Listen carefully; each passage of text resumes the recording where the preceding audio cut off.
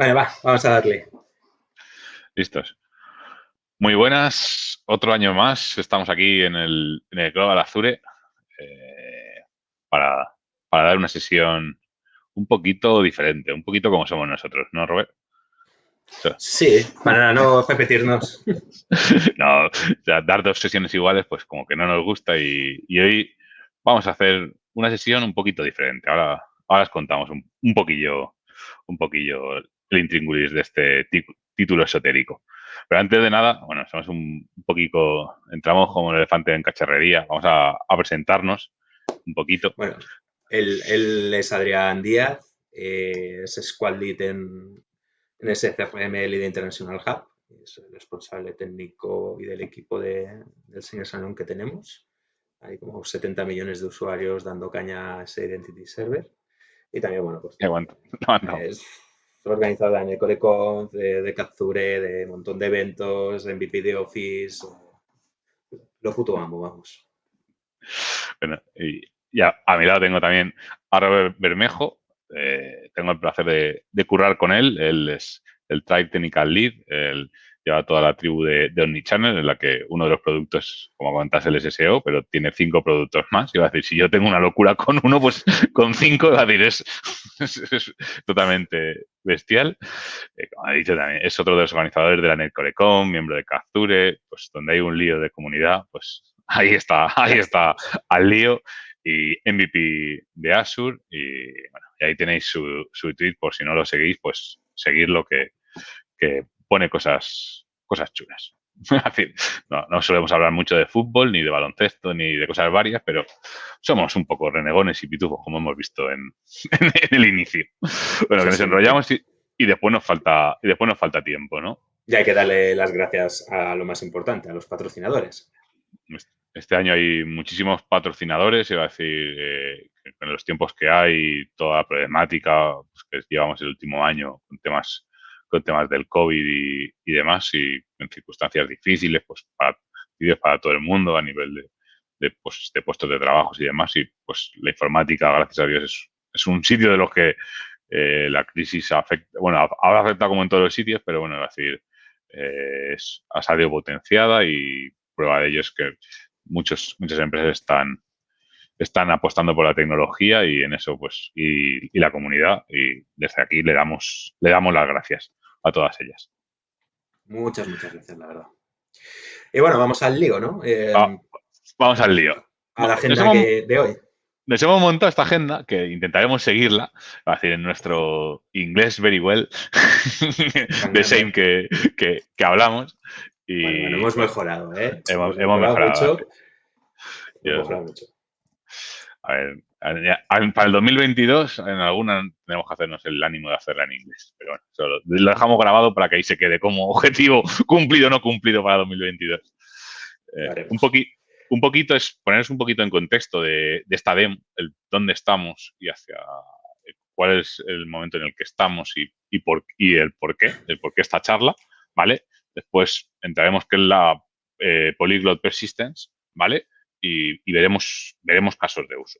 Y bueno, veremos unos pequeños truquillos y cosas a tener en cuenta cuando dedicamos nuestras aplicaciones, tienen este tipo de persistencia, cosas que tenemos que tener en cuenta. Pues, where we come from and where And where we we are, are. a ver, que el de esto de aquí, ¿De dónde venimos y dónde estamos? y dónde estamos, de dónde venimos, creo que todos os podéis hacer un poco la idea. Bueno, a ver, también es un poco, hay que ponerlo en contexto, ¿vale? Porque, como veis, es un monolito. Pero los monolitos no son malos tampoco, ¿vale? A veces en ciertas ocasiones o ciertos momentos tienes que construir un monolito. Pero sí que anteriormente, pues solamente hacíamos monolitos por todos lados y normalmente ese monolito estaba escrito siempre en un mismo lenguaje y persistía contra la misma base de datos. Difícilmente te podías encontrar bueno, como mucho podías encontrarte cachés, distributed cachés te podías encontrar, pero bueno, era un poquito más Pues, complicado porque que se montase en un clúster eso era más difícil. Sí que te podías encontrar, pues bueno, que si alguien estaba aplicando un patrón CQS o CQFS, tuviese la de lectura y la de y la de escritura, sobre todo con toda la aparición de MongoDB y tal.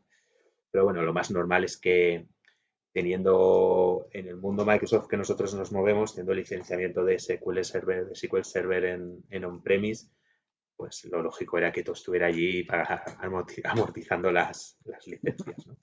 Las licencias y la Y infraestructura la y infraestructura, la, sí, y la sí. infraestructura. O sea, al final, muchas veces nos atábamos en la infraestructura, la licencia y yo tengo el SQL, aquí va, da igual como esto, ¿qué es lo que tenemos? Tenemos el IS, del equipo solo sabe esta parte, o sea, solo tiene esta característica de este lenguaje y todo al monolito y Sí, implantábamos y si hablamos del cloud es lo mismo, ¿eh? Porque al final, luego ya iremos viendo, ya me voy a avanzar lo que es la sesión para variar, ¿no? Pero bueno, iremos viendo cosas, ¿no? Pero al final también pones una base de datos y por un tema de costes intentas usar siempre la misma base de datos, ¿vale? Pues también un poquito va todo ahí, no solamente son premise, ¿no? Sino también en el cloud.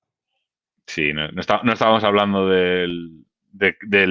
sino de dónde se alojaba o qué servicios se empezaba a utilizar, sino pues todo en uno. En los productos de Microsoft, yo me acuerdo pues que muchos proyectos de SharePoint, pues todo estaba en SharePoint y era el silo y daba igual lo que se había decidido, pues aprovechar y a magnificar, daba igual que estuviese Sí, un es más premise. una cuestión de arquitectura, de cómo se hacían las aplicaciones o cómo a veces se siguen haciendo, que no es malo por ciertas circunstancias, o porque es la necesidad, incluso porque es la mejor solución, ¿vale?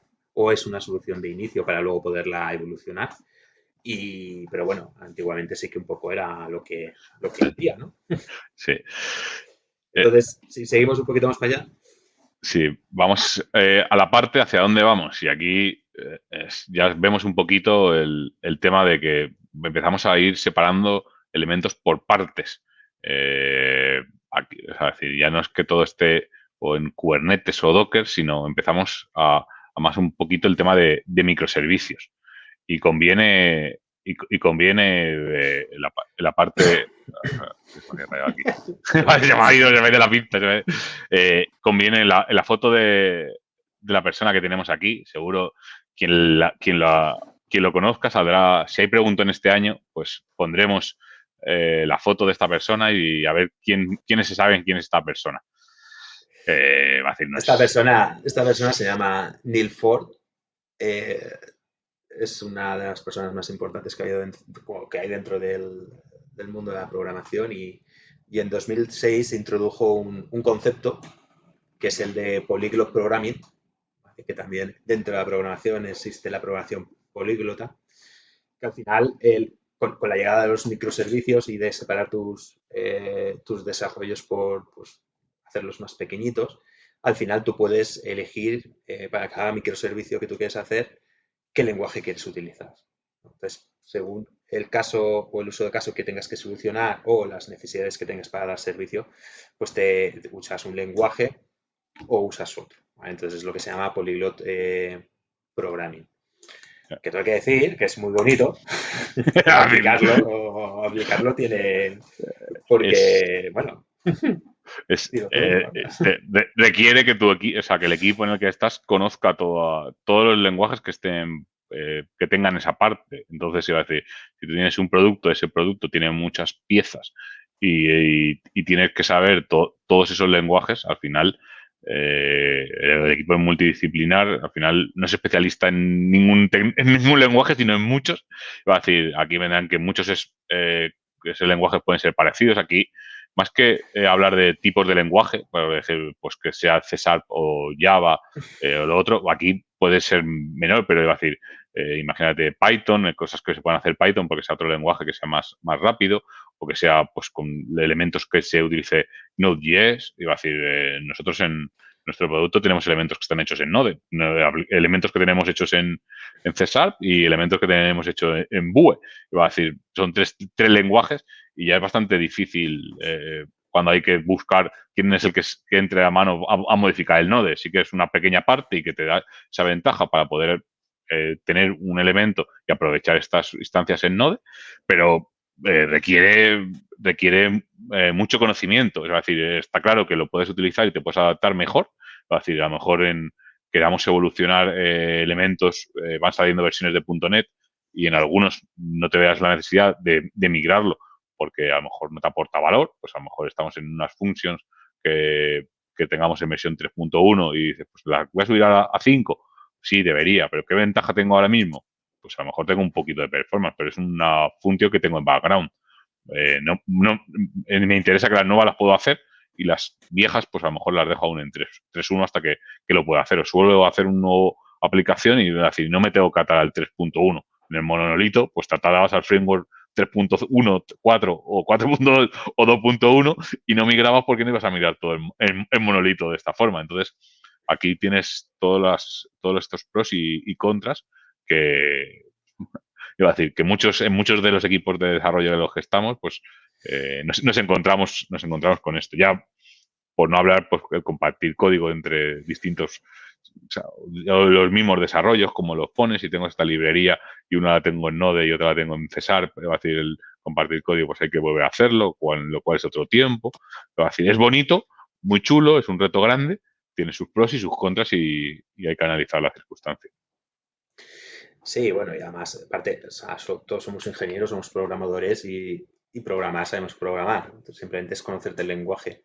Pero no solamente es conocer el lenguaje, sino es conocerlo en profundidad y saber cómo ese código que estás escribiendo en ese lenguaje performa de la mejor manera posible y funciona de la mejor manera posible y luego no tienes problemas, con lo cual necesitas tener eh, cierto deep dive dentro de ese lenguaje. De ese lenguaje.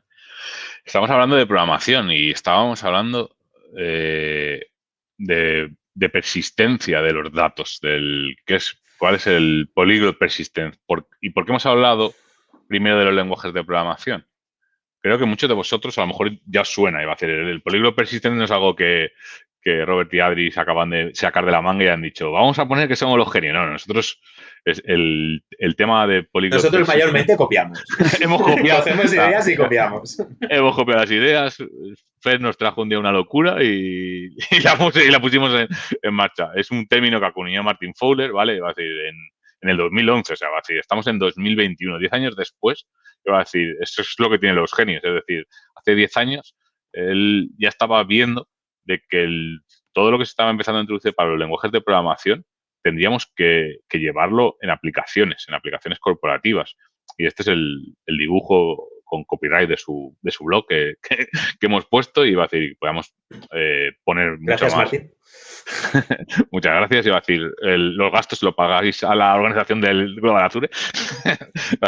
Que tengamos unos dibujos como esto. ¿Quién no ha tenido una aplicación en el que ha puesto todo en una única base de datos? Iba a decir, yo ponía, o sea, he hecho muchos ejemplos de utilizar la autenticación con el Authority Directory de Microsoft, iba a decir que cuando se hacía el ejemplo, y directamente te creaba una base de datos para guardar los tokens, y después ahí era tu base de datos donde ibas a guardar el mantenimiento de clientes, después si tenías que modificar cualquier cosa, consultabas esa base de datos, si tenías que lanzar un procedimiento, lo lanzabas sobre esa base de datos, iba a decir, y entonces lo que estabas buscando eran sitios, rango de tiempo en el que lo podías hacer. Entonces, la idea de lo que sugiere es decir, ¿por qué no utilizamos cada cosa para lo que es? Los tokens los tengo que tener en mi memoria física guardados como si no hubiese un mañana. Un token que tiene una vigencia de media hora. No tiene sentido que esté guardado. ¿Cómo se nota que llevas un SSD? es lo que tenga ahí. Va a decir, yo va a decir, antes de esto no lo hubiese pensado en la vida. Va a decir, no voy a decir pues que lo Javi, Tofecilla hablaría de tarjetas de crédito. ¿Cómo es con las tarjetas de crédito? Bueno, iba a decir, y yo este ejemplo de Adal, o sea, que lo ponía en Adal, lo hacía siempre. Y yo digo, hostia, es que tengo el performance, es muy malo. ¿Y por qué o sea, pero ¿dónde lo pongo? Si no tengo otro sitio, es verdad. Iba a decir, si lo pierdo en algún lado, iba a decir, y veías o a decir, y después ves la idea que explicaba Martin Fowler en su artículo y dices, que tienes que hacerlo así. Va a decir, no tiene sentido que yo esté mezclando churras con medida.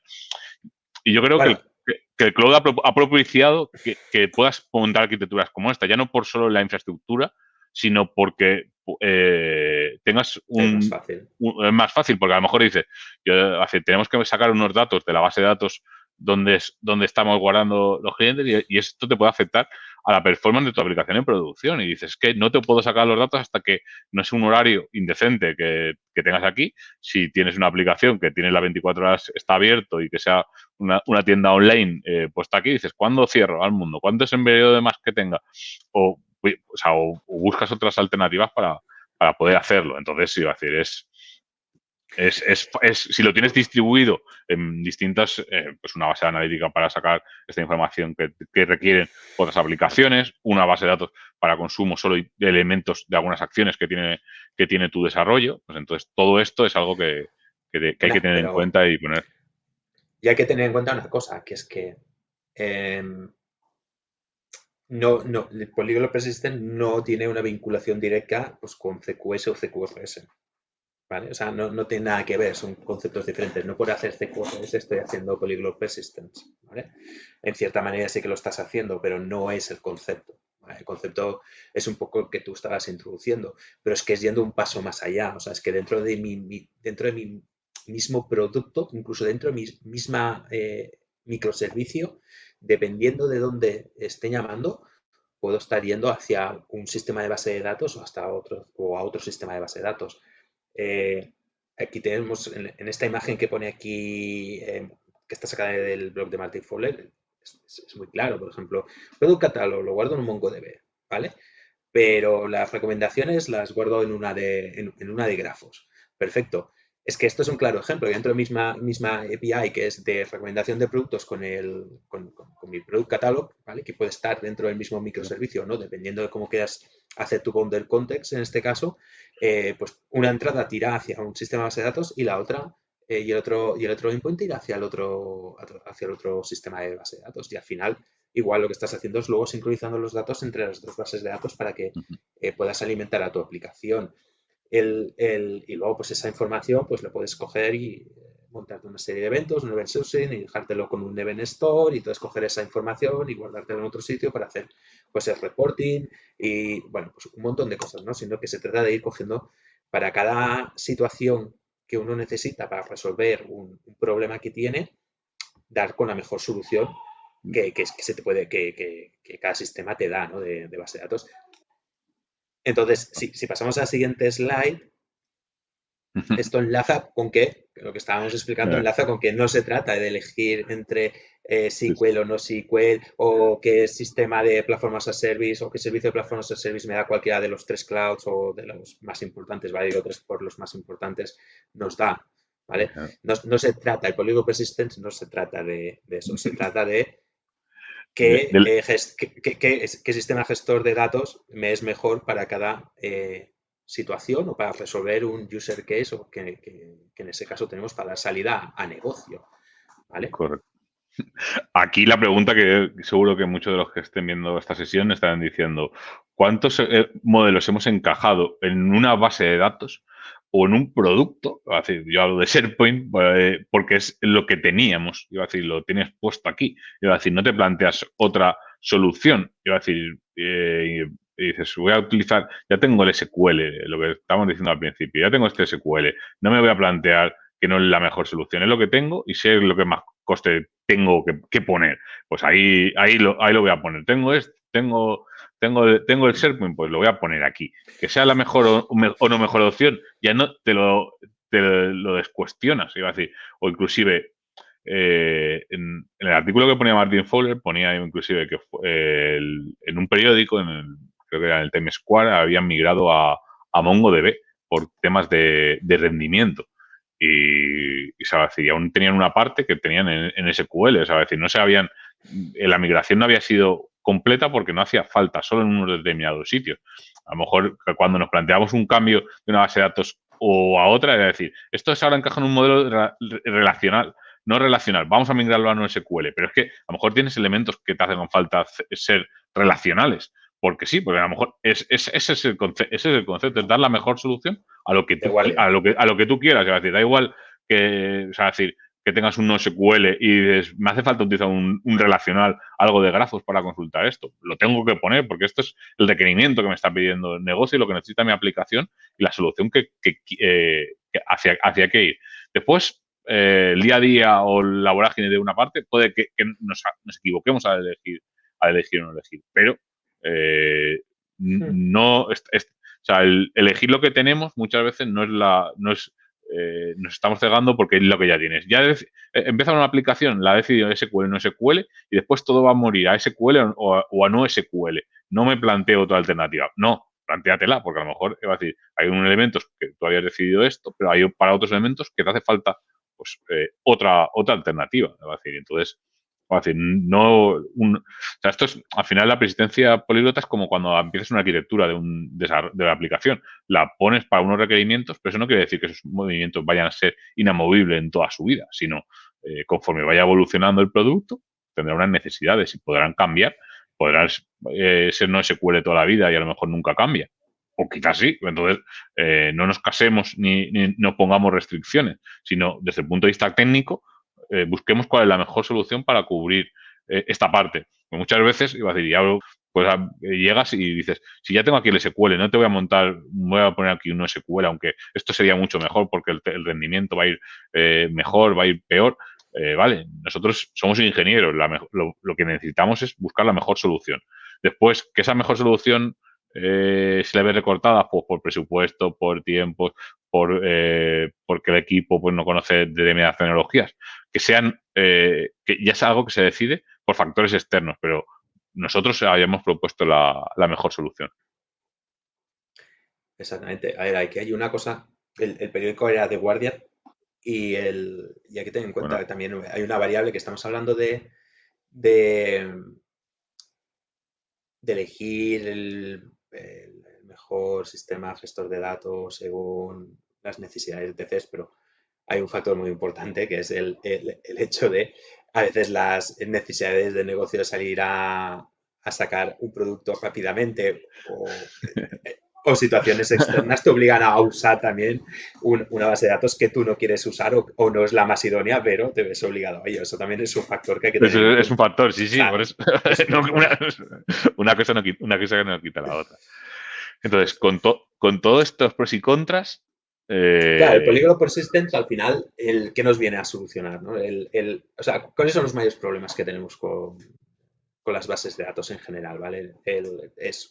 Por un lado es el performance, lo podríamos haber cambiado. O sea, es lo que estábamos hablando, lo que llevamos hablando hasta ahora, ¿no? No sé, si simplemente tengo que estar sirviendo algo muy rápidamente y no necesito que sea relacional ni cosas así, porque lo tengo que meter en un SQL Server, que igual me va todo más lento, tengo que hacer 400 joins o cosas así. O puedo utilizar una caché, o si necesito algo relacional porque estoy en un SQL y todo esto que está llamando, no sé, 25 colecciones, 25 cosas para tener información y no me es óptimo, ¿no? Entonces, por un lado es la performance, ¿no? Para cada uso de caso que nuestra aplicación necesita.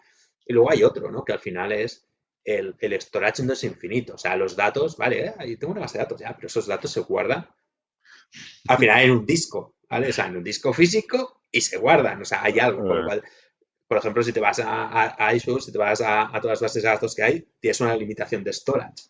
Entonces, ¿por qué? Porque al final tampoco, por un lado, ellos en un cloud no te pueden dar infinito, pero es que aunque tú lo tengas en tu on-premise, tampoco es infinito, porque eso te está ocupando espacio. Entonces, con el Polygon Persistence, sobre todo, estos dos grandes puntos te los viene a solucionar, ¿no? Porque por un lado, si estás utilizando diferentes sistemas, el storage te lo estás particionando, sobre todo si estás en el cloud. Igual si estás en on-premise, igual no tanto porque igual acaba todo en los mismos discos sí. y puede ser un poquito más, puedes tener igual el mismo problema, pero si estás en el cloud ya lo tienes solucionado, porque si estás cogiendo un Cosmos ya tienen esas colecciones tienen por ahí sus storage, el SQL tendrá sus storage, si coges un, no sé, Table Storage tiene su storage, el MariaDB, Sí. lo que sea, ¿vale? Cada uno tiene su storage, e incluso si quieres utilizar dos, pues te pones dos SQLs, ¿vale? O sea, al final, y es storage diferentes. Y sobre todo luego también, pues a nivel de performance, lógicamente, pues al final pues cada recurso pues está usando solamente lo suyo y puedes estar escribiendo cosas relacionadas que necesitas en tu aplicación eh, mientras te están haciendo peticiones de otro sitio que está yendo contra un Redis o contra un Cosmos o contra un Postgre o algo así, ¿no? Pues, al final también tu performance mejora mucho porque estás distribuyendo todas tus transacciones y estás usando a aquel sistema gestor de datos que se adecua mejor a tu problemática en este caso, ¿no? Vale. Pero no solo todo que reluce. Exacto, es lo que te iba a decir. Todo esto de aquí, ¿cuáles son las principales pegas? Iba a decir, está claro que si queremos buscar performance de la base de datos, que tengamos que hay.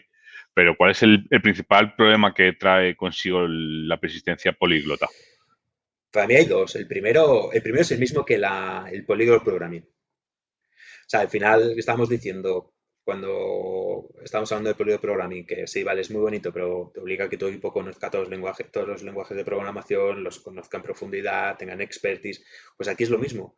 Necesitas conocer todos los sistemas de datos que usas, cómo se usan, sacarles el mejor rendimiento, sus SDKs, cómo se comportan, todo lo que envuelve a cada sistema gestor de base de datos, que es diferente.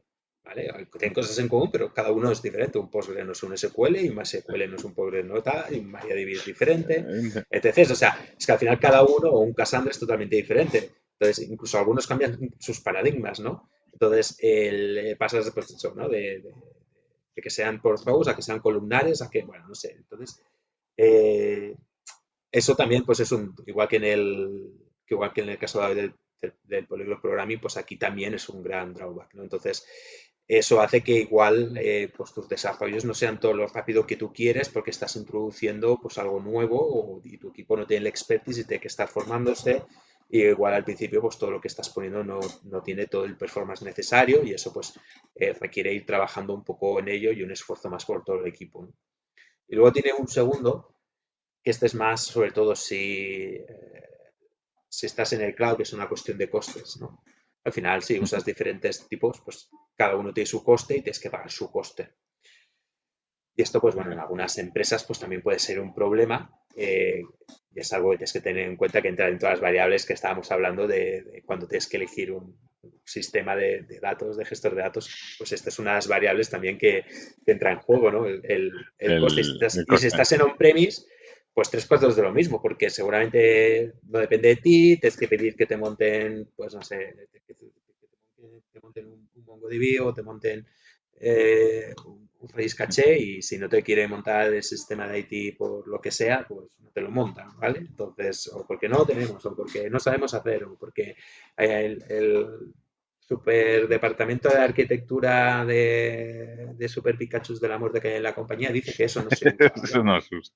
Pues, bueno, pues hay diferentes. Eso también es un stopper, ¿no? Pero sobre todo es como en el Polyglot Programming, que tienes que aprender las cosas, son muchas y te las tienes que conocer bien para que todo funcione bien. Claro. Al final es la elección cuando decimos que hacemos una aplicación que si la queremos no SQL o no SQL, que ponemos pros y contras, pues esos pros y contras son a la hora en la que tengamos que elegir ese aprovechamiento del sitio. Agregamos un sobrecoste, o sea, un coste de complejidad que lo pongo, o sea, de complejidad en base a mejorar el performance. Que siempre, contra más complejo es por algo que sea, es decir, no va a ser fácil y bonito. Agregas un coste por un lado, yo creo que también te obliga a programar mejor, a un poquito a Sí, desacoplarte de toda la parte, porque si por tienes supuesto. una parte muy acoplada a la base de datos, utilizas el sitio, entonces tienes directamente contra o sea, el ORM de turno o cualquier parte y no lo tienes diferenciado por interfaces y una programación buena, el plantearte todo esto, pues estás poniendo complejidad y estás haciendo un monolito encapsulado. Te obliga a programar mejor. Y una cosa a tener en cuenta, que no lo habías comentado, Robert, que yo creo que también es el tiempo de ponerlo. Esto, el poner una persistencia políglota, todo lo que está diciendo Robert, que Sí, el conocimiento no te dice, quiero la aplicación para ayer, que es lo que te pide el cliente, la quiero para ya, mañana, la quiero para no sé cuánto. Yo voy a decir, espérate, la quieres para mañana, no me estás dando, no sé ni cuántos usuarios voy a tener, ni qué parte va a ser, ni qué elementos pueda tener. Entonces, a lo mejor puedes hacer un approach, que ese approach, pues, va a decir, va legado con el tiempo, o sea, con la variable tiempo si quieres poner esto, el tiempo de desarrollo está penalizado naturalmente porque requiere un trabajo previo de pensar y hacer bien las cosas. Iba a decir, Roma no se construyó en 2 días, iba a decir ni en 3 ni en 4. Cosas rápidas que se han utilizado mucho solo sale JavaScript, en 7 días ya lo hicieron y se quedó así, iba a decir, ya lo están reformando, pero iba a decir, cosas que lleva su tiempo y cuando tengamos que pensar en todo esto, iba a decir, cuando empecemos un proyecto y que tenemos que pensar esto es una variable también a tener en cuenta, iba a decir, ya aparte del coste, es decir, el time to market, el cuándo ponerlo. Cambia la slide. Cambia. Porque estamos hablando de todo esto. O sea, al final, lo que está diciendo Adri, ahora continúa, ¿vale? Es que si tenemos que poner persistencia políglota ahora en todos sitios, la respuesta es no. Por todo lo que está comentando Adri, continúa. Sí, que continúa, que te he cortado, pero claro, es que era para poner es que ahora todos pensaréis después de esta y dice, el no, como decía Amy Whitehouse, es que no vayas a llegar aquí y decir, quiero hacer la siguiente aplicación que va a ser tan molona como la que han hecho los de SCRM y voy a ponerlo con no sé cuántas bases de datos y voy a poner, a lo mejor no te hace falta. Va a decir, ¿en qué casos te hace falta? Va a decir, lo hemos definido, va a decir, cuando quieras explorar el performance, es decir, todas las páginas que venden Play 4, Play 5, es decir, que les pasen su performance porque se caen todas. Entonces, a lo mejor les haría falta saber el motivo de cuando hay una avalancha y de gente que quiera comprar, pues se les cae y analizar el motivo por el que se cae. Otro elemento en el que mucha gente pregunta, dice, sí, pero yo tengo esta aplicación, y ahora ya está en desarrollo, ya no voy a utilizar Polyglot Persistence. ¿Por qué? Y ya lo primero le digo, ¿por qué no la puedes utilizar? Te sale una nueva característica, esa nueva característica, ¿por qué no puedes utilizar otro tipo de persistencia que la que estés utilizando? No tiene, o sea, va a decir, ¿es la mejor opción utilizar la que tienes? Pues si la respuesta es que sí, naturalmente no la vas a utilizar. Pero si la respuesta es que no, pues planteate que tienes que utilizar otro tipo de base de datos, otro tipo de acción. Cuando hablamos de otro tipo de base de datos, a lo mejor dice, no, porque yo me creo otra base de datos SQL exactamente igual. Pero a lo mejor esa es la solución. O sea, no estamos diciendo que no repita el modelo, el sabor o el tipo de la base de datos, sino que plantees la mejor solución. ¿Qué va a decir? Es que muchas veces nos equivocamos, es decir, nos equivocamos en cuál es el fin que justifique los medios. Es decir, yo tengo esto y ya está. No, va a decir esto. ¿Y cuál es la mejor solución? Hacerlo así. Y después a lo mejor dices, pues mi equipo no sabe hacer esto. Mi equipo sí que lo sabe hacer. Adelante. O sea, puedo tomar otro tipo de decisiones. Pero muchas veces directamente se descartan porque no entran dentro de la ecuación. Y yo creo que, va a decir, yo he estado en aplicaciones que hemos puesto en el cloud que con muchos usuarios han llegado a caer porque no hemos tenido en cuenta este tema de políglot persistente. Es decir, si yo ya tengo aquí esta base de datos rápida, pero es que ya no es que sea rápida, es que a lo mejor tienes que buscar el chip de algo de que solo va a ser algo temporal. Le iba a decir, o sea, lo que contaba antes de los tokens. Me hace falta tener almacenados los tokens en una caché relacional o no relacional, que todo el mundo me consulte la base de datos. Y si está en el cloud con los RUs que me consuman, el login, el proceso que hacen todos los usuarios. Conforme más usuarios tengas, más se va a caer. Es decir, le estás poniendo un stopper. Entonces, pongamos nosotros la inteligencia y la opción y planteemos esa opción. Y después, como decimos nosotros, Robert, muchas veces, el equipo decide si lo queremos poner o no lo queremos poner, si es la mejor alternativa, no es la mejor alternativa, pero no descartemos alternativas por temas extra. Ya los extras ya lo descartarán, si es por tiempo, por precio, por cualquier cosa, pero nosotros, o sea, como dijimos en la charla que dimos sobre alta disponibilidad, a nivel de alta disponibilidad, ¿qué queremos? Planteamos las soluciones, que después que sean costosas no las llevemos a cabo, ya no es problema nuestro, es problema de quien ha decidido el que no por el tema de coste. Nosotros vamos a buscar con los costes y las opciones que tengamos la mejor solución posible. Que la mejor solución posible para ese momento. Porque, esto me ha pasado muchas veces en poner una aplicación, decir, esta aplicación va a ir para 1000 usuarios. Cuando la pones en producción te dicen, no, es que donde te dije 1000, te digo 10.000. ¿Sabes cómo se va a comportar? Y el Adri levanta la mano siempre y te dice, pues probablemente no sé cómo se va a comportar, pero a lo mejor bien no, porque esta aplicación se ha hecho y se ha pensado para 1.000 usuarios, no para 10.000. Vale, pero si es que me has puesto no sé cuántos y tiene que ir. Que sí, que a lo mejor funciona bien, pero a lo mejor no. Es que va a decir, o sea, iba a decir, es que hay que valorar las alternativas y valorar el contexto de una aplicación que no siempre lo hacemos. Y luego ya, bueno, luego ya seguimos al siguiente, al siguiente punto. Solo para finalizar, o sea, no tiene nada que ver Polyglot Persistence con microservices. O sea, no tiene una relación directa. ¿Vale? O sea, lo podéis hacer en un monolito, lo podéis hacer como cualquier Sí. tipo de cosa que tengáis, ¿vale? Igual que la Polyglot programación no la puedes, también no la hace falta, o sea, puedes poner bueno, el monolito sí que sí, En el lo separan monolito no más, lo te cuesta creo, más, ¿eh? no, En el monolito no no. creo. Bueno, pero es que no has visto las tripas de muchos desarrollos de SharePoint que hay por ahí, entonces bueno, eso lo dejaremos para cervezas. Pero Sí. SharePoint no cuenta como programa. Nada. Entonces, ¿qué opciones tenemos en Azure sobre diferentes tipos de base de datos? Pues tenemos las relacionales, todo lo que son servicios PaaS, luego con máquinas virtuales, por supuesto, te puedes montar todo lo que tú quieras, pero principalmente pues tenemos pues eso, ¿no? El SQL Ya, Database en todas sus vertientes, Elastic Pools, Managed Instance, Single Instance, HyperScale, etc. ya. MySQL, Postgre y MariaDB. Vale, Y Adri está ansioso de comentar algo. Comenta, comenta. no, no. Que aquí, Azure nos ofrece muchos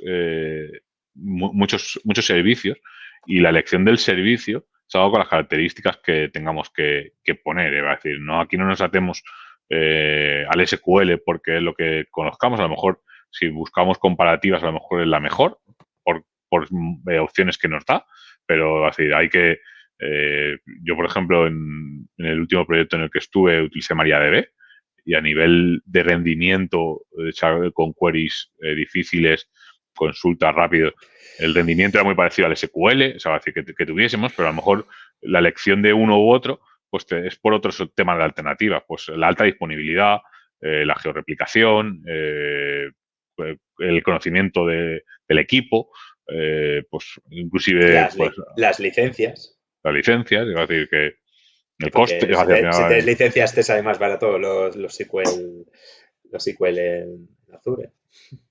sí, porque ya los has pagado.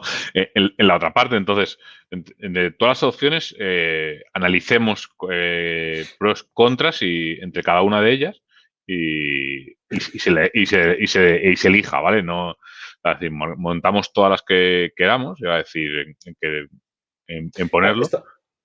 esto que has dicho es importante porque durante toda la sesión vamos hablando de cuáles son los factores que te pueden llegar a determinar qué sistema de base de datos usar y cada vez vamos metiendo más factores, más factores, más factores, ¿vale? Más factores que no son solamente técnicos o no solamente son rendimientos de los propios sistemas en sí, de las características que te dan, ¿no? Sino pues eso, pues precio y ahora pues estamos introduciendo pues cuidado que si quieres tener georreplicación, cuidado que si quieres tener un backup, y cuidado si quieres no sé qué, cuidado, o sea, cada vez, o con tema de costes, Sí. o sea, no es tan sencillo No, no, elegirlo. es como habíamos marcado eh,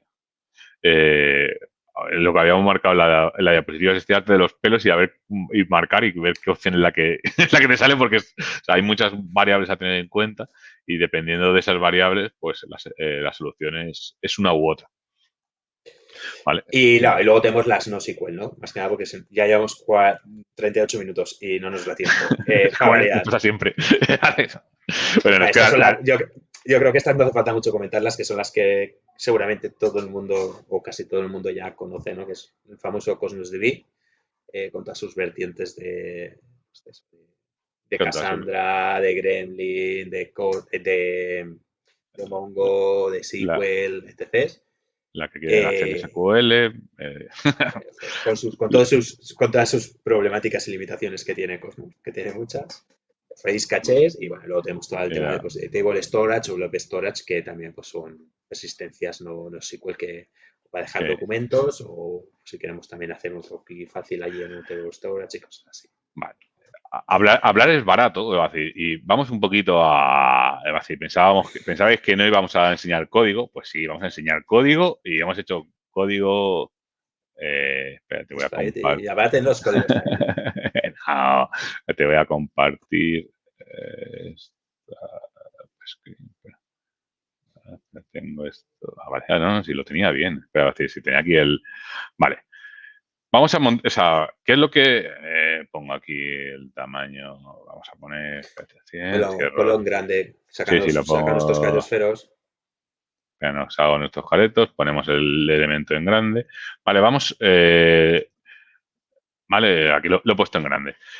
La última NetCoreConf hicimos una API del All Star, ¿vale? Lo que enseñábamos. Ahora aquí le he añadido un poquito más de complejidad. Yo tengo aquí mi API de los Avengers, o sea, no de los Avengers, perdón, de los players de la NBA. Esto es la costumbre de poner los Avengers por Avengers, todos lados. Avengers por todos lados, y me puse creativo y... Y ¿Vale? vienes un día con la NBA. Cuando me vine con la NBA y para no hablar de fútbol, iba a decir, aunque dentro de un rato hay un derbi en baloncesto, que ahí saldremos escaldados, ¿vale? Pues poníamos aquí a Luka Doncic, a LeBron, a Nikola Jovic, a Anthony Davis, que estábamos en el All-Star, ¿vale? Y pusimos una serie de jugadores, ¿vale? Pero cuando tenemos una API, a lo mejor, iba a decir, daos el caso de que queramos evitar de que alguien nos empiece a solapar el número de peticiones. Entonces está el elemento este que se llama de throttling, es poner unas determinadas características para evitar que una misma IP nos bombardee sin cesar. Por ejemplo, nos devuelve un 429. Yo aquí ahora ya he puesto que solo permito que me hagan 2 peticiones al minuto. Si me hacen más de 2 peticiones, me lo bloquean. Y yo aquí tengo un elemento, o sea, tengo un API que no lo tengo agregado, que esta puedo hacer todas las peticiones que quiera que le he llamado free. ¿Vale? ¿Cómo hemos montado todo este sistema de throttling? ¿Vale? Este sistema de throttling, si nosotros ahora, para aquí el código y enseñamos, y aquí me he creado una librería, o sea, una librería que está Smarts de los pitufos de throttling, en el que yo tengo un middleware. ¿Cómo funciona la librería de throttling? ¿Qué es lo que queremos? Por un lado, bueno, y aquí hay una serie de opciones de que si lo tengo activado o configurado, si no lo tengo configurado directamente, pues que pasen directamente.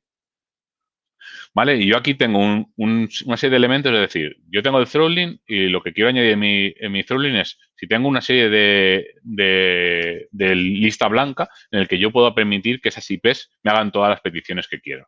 Imaginaros que tengamos una API en que los clientes premium que paguen, yo los puedo poner en esta whitelist que me pueden hacer un número de peticiones que yo quiera. O lo quiero limitar según distinto tipo de elementos, ¿vale?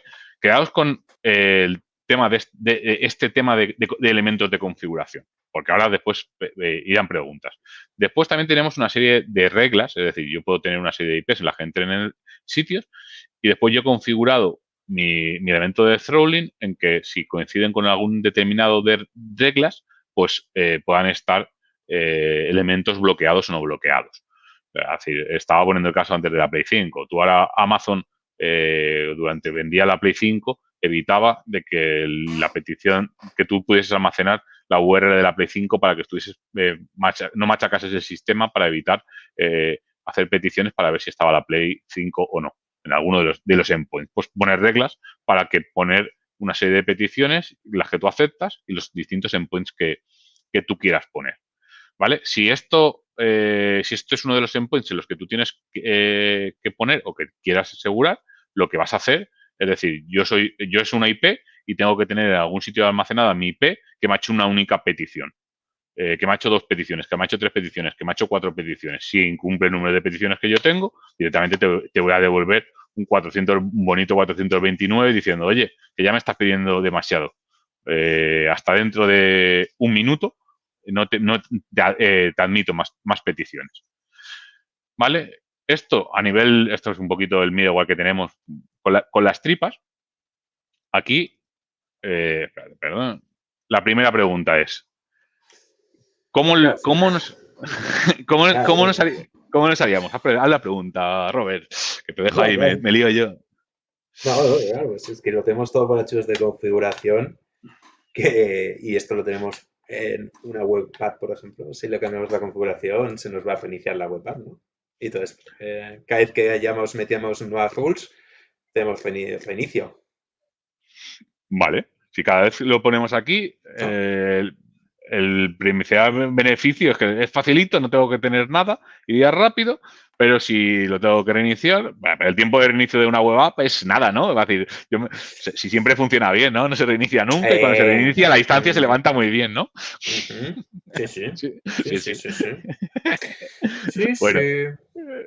bueno, y aquí hay otra pregunta. Iba a decir, si yo ahora, por ejemplo, el conteo de cada una de las peticiones que me hacen lo tengo guardado en cada web app, si yo tengo un enrutado, un traffic manager en el que me redirige el tráfico a una de las dos web apps que tengo, por ejemplo, tengo dos web apps, ¿cómo empiezo a controlar, o sea, si lo tengo guardado en el in-memory de cada sitio?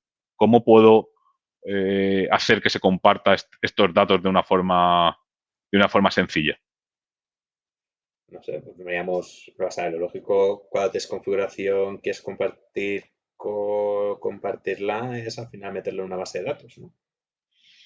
Correcto, la metemos en una base de Entonces, datos. y lo primero que y lo primero que te viene a la mente así es, lo meto en un SQL. Y le meto SQL, Entity Framework y le meto no sé qué. ¿No? que estoy guardando mis API de players en los jugadores. Ahí estará perfecto. ¿Vale? Ya, Que pero ¿hace falta que sea relacional esto? O relacional, le estamos viendo aquí, mira, Throwling, y aquí tenemos sea, no las tiene nada que reglas. ver, ¿no? O sea, vamos metiendo reglas y punto, no tiene ningún tipo de relación. Y el modelo que podamos tener de contador es este. O sea, la hora en la que me ha puesto, el contador y poquito más.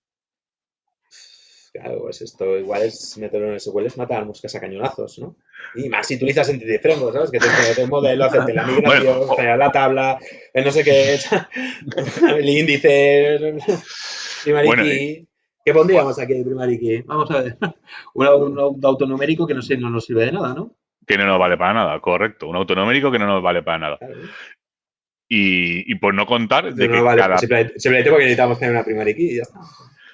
y por no contar que cada request que estemos haciendo aquí, que esté añadiendo aquí, va a hacer una query contra la base de datos. Va a decir, yo aquí Y eso tengo. es correcto.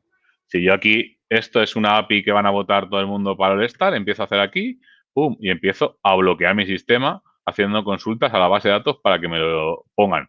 Uy, este que tenemos aquí nosotros va un poquito más rápido, ¿eh? Entonces, decimos, base de datos no sería la mejor opción, ¿no? Una request, las Claro, RUs, si hablamos de Azure, no. la base de datos Estaríamos hablando de una relacional, un SQL o un MySQL. Yo no lo haría. o sea, decir, una relacional no la vería para nada, pero una no relacional Sí, claro, esto tiene mucho sentido. que la metamos en una relacional. ¿La meteríamos en un Cosmos? ¿Nos creamos un Cosmos para toda esta parte de aquí? Sí, lo puedes crear. También te podrías crear un table storage. Lo que pasa es que dependerá un poco El, también del rendimiento que necesites. No va muy bien y bueno, al menos si necesitas crear replicación, etc., es mejor tener un aquí Cosmos que hay, automáticamente lo tienes. vale, aquí hay dos cosas que tenemos que tener en cuenta. Por un lado, son las reglas que se pueden modificar. Y por otro lado, son las acciones que hace el usuario. Yo cuando hago una request, pongo la request y eso me tiene que guardar un registro que esta IP me ha hecho una request y en un determinado tiempo para hacer el conteo. Tengo que escribir también en la base. Aquí Cosmos. y estamos en Cosmos. y estamos en el Cosmos. Cosmos. Sí. Cosmos para Cosmos. escribir. Sí, igual de API mismo, sí. Escribimos todo el rato. Sí. ¿Qué nos ocurre si nuestra base de datos también la tengamos en. O sea, crearíamos otra colección solo para el throttling Eh, y aumentaríamos las pero, RUs una barbaridad. pero a ver, el throttling al final es algo que tiene un corto tiempo de vida. O sea, no es algo que tú tengas que tener ahí constantemente, ¿no? Correcto. Entonces Entonces, ¿Cosmos sería una buena acción o no sería una buena acción? Cosmos nos solucionaría una parte del problema, que sería el de Co- la escritura, pero a la hora de la consulta yo pondría, si es algo así que no tiene persistencia y es efímero, Redis caché, per- seguramente, ¿no? Correcto. Es Sí, algo sí. que va súper deprisa y Es algo que va súper deprisa y que podamos poner. ¿Vale? Y lo tenemos aquí distribuido por todas las instancias que lo tengamos. tenemos distribuido en todas las instancias. ¿Vale? Y entonces, si utilizamos. Si utiliza, Sigue, si- sigue. Es que estoy, estoy la dando. pregunta era: si utilizamos ahora Cosmos para la escritura, cuando yo quiera modificar para la escritura de lo que nos estén haciendo, cuando yo quiera aquí añadir otro endpoint, Ujú. si utilizaría Cosmos, utilizaría Redis, utilizaría, ¿qué es lo que haría? Sincronizar Cosmos con Redis, ¿no? Correcto. O sea, o sea, O utilizaríamos sea, escribirías en Cosmos y sincronizarías el Redis, que es lo que en teoría hay que hacer. correcto. Esta En el caso de Azure, pues nada, te pones una función y venga, en el ejemplo que tenemos aquí, el change feed, ¿no? Y tiras millas, ¿no? que tenemos aquí, tenemos una modificación que es, o sea, que lo podemos poner con el chain feed, un programa de accidente tiempo, y lo que hacemos es consultamos los elementos que hay y directamente, si tenemos más resultados, los agregamos a nuestra serie de nivel de caché. ¿Qué es lo que estamos mostrando con un ejemplo sencillo, como pueda ser el throttling? Que hemos pasado de pensar de que lo teníamos guardados en unas settings que no nos valen porque tenemos problemas de reinicio de web apps, el primero, o sea, en caso de que se alojen en una web app, y después de compartir ese dato entre las distintas web apps que puedan formar el sitio. Entonces decidimos, vale, vamos a utilizar algún elemento de almacenamiento. Podemos tener esta información de saber el conteo de las IPs que nos han accedido el número de veces, no nos aporta ningún tipo de valor. Nos hace falta el minuto, cada 2 minutos, cada 3 minutos. Es algo que tiene un tiempo de vida muy cortito. Información. ¿Cuál es la base de datos que mejor le viene toda esta parte de tiempo corto? Está claro que es Redis. Que tengamos algo, cogemos la información rápido o y a otra cosa mariposa. Y después, por otro lado, utilizamos un NoSQL para guardar toda la configuración que hacemos del throttling, de qué IPs qué IPs de nuestra aplicación van a tener ese límite de throttling en unos determinados sitios, y nos montamos por detrás un proceso en background en el que nos actualice toda esta caché.